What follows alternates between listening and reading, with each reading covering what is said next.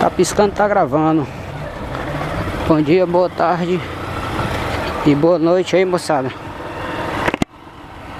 Estamos saindo aqui do Detran, né, agora. Viemos placar a motinha.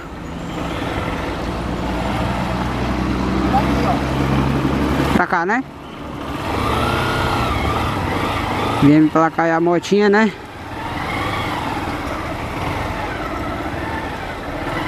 Vamos sair fora agora. Graças a Deus está emplacada. Tudo nos conforme. Tudo direito. E vamos nós. Opa. Quem emplacou agora?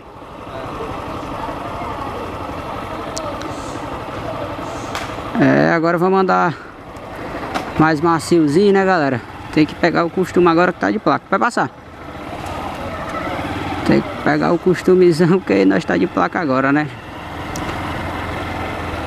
Sim, galera.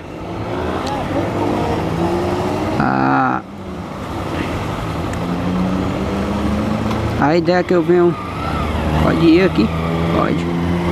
A ideia que eu venho abordar com vocês, né? Através desse vídeo já é o título aí, né? Que vocês estão vendo. Por qual o motivo que eu desejei estudar a Bíblia mais profundo, com mais intensidade, tá ligado?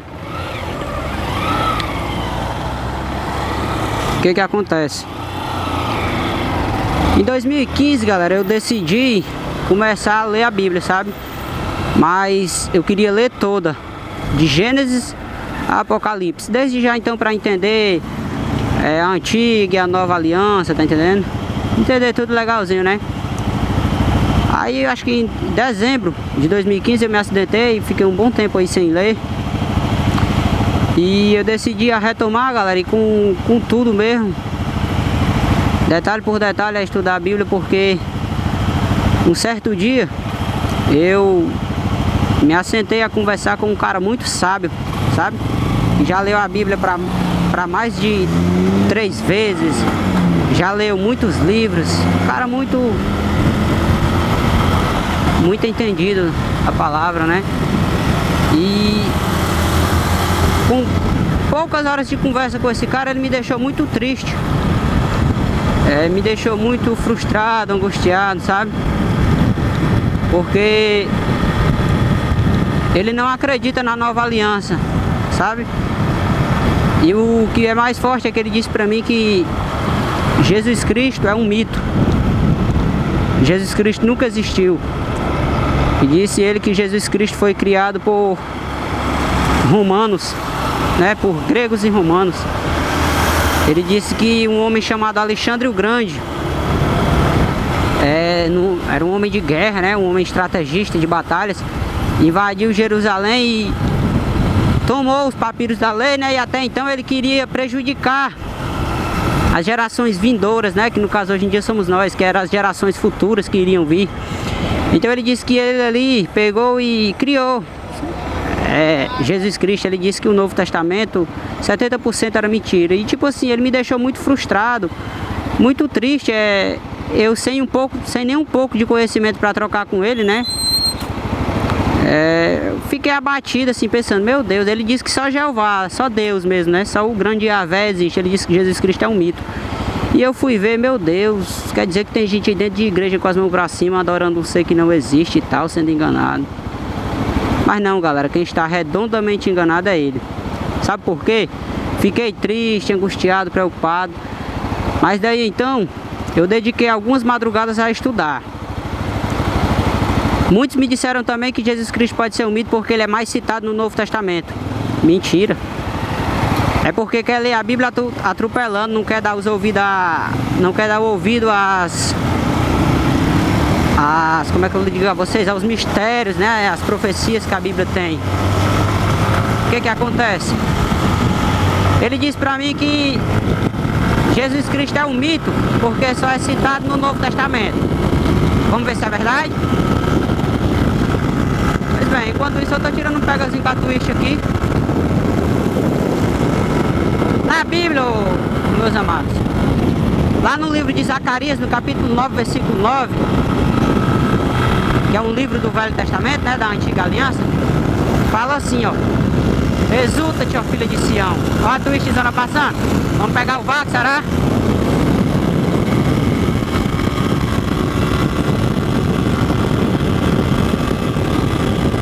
O vácuo da Twitch, hein? Peguei a Twitch, 141. É, moleque, pegazinho aqui, ó. Como eu tava dizendo pra vocês, galera, lá no livro de Zacarias, no capítulo 9, versículo 9,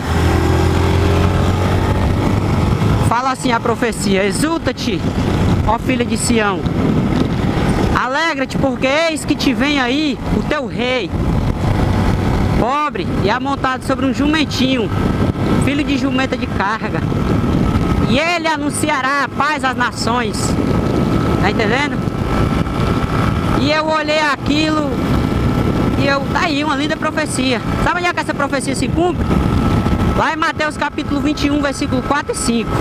Pode olhar. É a entrada triunfal de Jesus em Jerusalém. E Jesus, galera, ele, se você for entender, quando ele me disse que Jesus foi criado por um homem de guerra e tal, foi uma criação de gregos, romanos, me diz uma coisa: como é que pode da boca do homem sair tantas coisas lindas que se dizem no Novo Testamento? Agora me confirmem uma coisa e me digam: da onde que um homem carnal vai dizer assim, que quando levar um tapa de um lado da cara vai oferecer o outro para dar? Agora me digam se isso não é coisa de um ser extremamente superior ao nosso simples entender. Ele é um homem muito sábio e tudo, mas eu prefiro me basear na Bíblia, lá em Provérbios 3:5, que diz assim: confia no Senhor de todo o teu coração e não te estribes no teu próprio conhecimento. Ou seja, não te ambicies, não te deixes enganar pelo teu próprio entendimento, porque o entendimento sábio e verdadeiro, galera, é o de Deus. Eu até queria pedir desculpas aí ao mano que tem um canal no YouTube, acho que é o Thiago M 1987, o nome do canal dele, porque há um vídeo atrás eu toquei no assunto, falei sobre dízimo, né, toquei na Universal, porque realmente eu fiquei muito angustiado. Esses dias eu conheci uma pessoa que disse que é de lá, e a maneira que o evangelho foi pregado a ela, eu vi a heresia pura, tá entendendo? Ela disse que falaram a ela que se ela não desse o dízimo, Deus ia amaldiçoá-la e tal. Usam o texto de Malaquias 3:10, só que vocês têm que entender o que o sacrifício de Jesus na cruz está dizendo, tá entendendo? Mas desde já eu mando um salve aí pro mano, né? E é intuito aí, tá sempre pregando aí pra vocês também, tá sempre ensinando um pouco que eu sei, né? Não sei muito. Mas se você for ver também, no Salmo 69, o salmista Davi vai fazer uma pequena referência ao Messias, que é claro, né? Jesus é da geração de Davi, da semente de Davi, então Davi prescreveu o Messias há anos e anos na frente como um curto versículo, que se encontra lá no Salmo 69, versículo 21. O salmista se encontra em um grande opróbrio e tristeza, e ele diz: Senhor, ajuda-me, pois na minha angústia me deram fel por mantimento, e na minha sede, aliás, diz, né, na minha angústia me deram fel por mantimento, e na minha sede me deram vinagre. Isso aí se cumpre quando Jesus esteve na cruz do Calvário, né? Lá no livro de Mateus, no capítulo 27, versículo 34, se eu não me engano. Acontece quando Jesus está ali, que ele tem sede e dão a ele vinagre. Tá entendendo?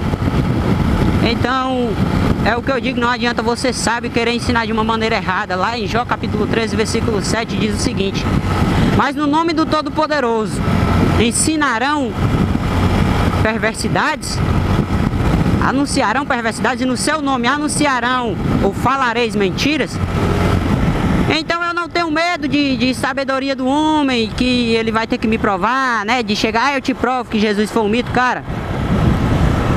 É o que eu mais uma vez repito: as palavras do Senhor Jesus Cristo, arrepiam, cara. Você lê assim, você chora, você se emociona, as palavras puras, dignas unicamente de um Deus. E devido a isso eu me dediquei a estudar mais, tá entendendo? Me dediquei a aprender mais, né? Porque se você for ver, eu acho que esse homem que me falou isso, eu não sei se ele é um conservador da antiga aliança e não aceita as palavras de Jesus. Porque tem gente que diz que Jesus veio trazer a graça, ele veio alargar mais o caminho. Não, veio apertar, meu amigo. É como dizia aquela música bem antiguinha, aquela música que se diz, do Padre Zezinho, se eu não me engano, que é chamada Um Certo Galileu, que diz que Jesus, com as suas palavras, ele mexeu com alguns privilegiados, mexeu. Se você for reparar, né, Jesus Cristo, ele acabava com os doutores da lei. Em curtas palavras, ele destruía os caras e os caras não tinham nem o que comentar, mano. Era a palavra de Deus, dita pelo próprio Deus. Tá entendendo? Então, é o que eu digo, mano. Eu me entristeci, né? Disso que ele me falou. Ele por um tempo me fez até crer naquilo. Eu era totalmente insípido, totalmente leigo, sem conhecer a palavra, né? Mas o que foi que eu fiz? Eu estudei, eu busquei. E vocês veem aí o que é que está acontecendo com o mundo. Vocês veem as profecias se cumprindo. Vocês veem aí o que sinal que realmente que o Filho do Homem está voltando. Todo poderoso já está aí nas portas, né, mano? Agora, a Bíblia diz, quem crê no Filho vai ser salvo. Quem não crê é amaldiçoado. Então, isso aí cabe a ele, né? Ver o que é que ele está estudando. E ele se deu muito a estudos de livros dos caras. Muitas pessoas, eu já comentei com algumas pessoas sobre isso. Muitos chegam e dizem, mas Robespierre, não sei o que, Alexandre o Grande, não sei o que, Nostradamus falou isso em seus livros. Galera, a sabedoria vinda de um homem não me mete medo. Deixa eu ver quanto tempo de vídeo. 12. Sabe por quê? Dei uma conferida lá nos últimos capítulos do livro de Jó. Aquela conversa que os amigos de Jó estão tendo com ele. Jó e tal, tu não sabes qual é o caminho do vento, assim como a alva da manhã aparece. Os caras tinham a pura ciência, o puro conhecimento na boca. O que foi que aconteceu? Lá nos últimos capítulos, quando eles estão colocando Jó mesmo para baixo, Deus aparece, né, em um redemoinho, segundo a Escritura. Então, quando aí Deus questiona a sabedoria deles, Deus diz, que sabedoria é esta que vocês conversam? Deus diz, por acaso sabeis vós como eu formei a terra e como eu a tenho mantido? Sabeis vós em qual a base eu a tenho prendido? Aí lá em Jó 42:2, né, Jó diz, nossa Senhor, bem sei eu que tudo podes e nenhum dos teus pensamentos podem ser confundidos. Falei eu coisas que pareciam maravilhosíssimas e sábias aos meus olhos, porque antes só tinha ouvido de tu, mas hoje te vejo, e por isso me humilho com a minha cara no pó. Então, galera, esses são os poucos minutinhos que eu venho deixar aí pra vocês a palavra, né? Então salve aí pra todo mundo. Vamos estudar, vamos buscar. E eu conversando ali, né, quando eu comecei, ainda, perdão aí, eu me empolguei, tirei um pegazinho com a twist ali. Acho que eu limitei no vácuo dele, né? Mas é nós mesmo, salve, galera. Vamos buscar o eterno Criador. Olha aí que coisa linda aí, ó. A serrazona, o céu azul. Aí como é que diz que vem um ser humano aí, né, mano, que vem abrir a boca e dizer que Jesus não existe? Toda vez que eu olho para esse céu, para essa imensidão desse tamanho, eu me lembro do que Salomão falou nas Escrituras, lá em 1 Reis, capítulo 8, versículo 27. Quando ele diz assim, logo ao terminar o templo, né, ele levanta as mãos para os céus e diz, mas na verdade, habitaria o Deus Todo-Poderoso na terra? Senhor, eis que eu te digo que nem o céu, nem os céus dos céus podem te conter, que dirá este mero e pequeno templo que eu te tenho fundado. O cara sabia descrever o Todo-Poderoso, né, irmão? Toda vez que eu olho para o céu eu me lembro disso. Você vê a imensidão do céu, né? E ele diz que Deus não, nem o céu podem conter o Criador. Mas é isso aí mesmo, galera. Pequena reflexão aí para vocês, estudem. E é só buscar e clamar que o Todo-Poderoso atende. Valeu!